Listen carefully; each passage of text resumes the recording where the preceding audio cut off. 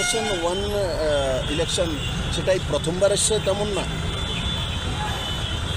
4 বার একসঙ্গে ইলেকশন হয়েছে, লোকসভা এবং বিধানসভা 4 বার। এই প্রথাটা ভেঙেছে কে? কংগ্রেসের কুকর্মের কারণে। কংগ্রেস যখন সত্তাতে আসতে পারে না, 356 লাগিয়ে লেগে রাজ্যগুলো ভেঙেছে।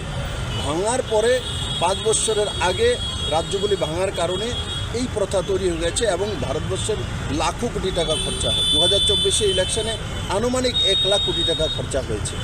তো আলাদাভাবে লোকসভা আলাদাভাবে বিধানসভা হওয়ার যে মূল কোনো তন্ত্র, সেটা হচ্ছে কংগ্রেসি তন্ত্র, কংগ্রেসের পরিবারতন্ত্রকে বাঁচানোর জন্য ভারতবর্ষের মানুষের উপরে বোঝ লাগিয়ে দেওয়া হয়েছে। নরেন্দ্র ভাই মোদীকে আমি ধন্যবাদ জানাই। সেই বিল লোকসভাতে আনা হয়েছে, ক্যাবিনেটে পাস করা হয়েছে, জেপিসিতে পাঠানো হয়েছে। আমি আশা করি কম সময়ের মধ্যে জেপিসির যে টিম আছে, চেয়ারম্যান আছেন আমাদের পিপি চৌধুরীজি, কম সময়ের মধ্যে সেটাকে নিয়ে আসবে। তাতে দেশের লাভ হবে।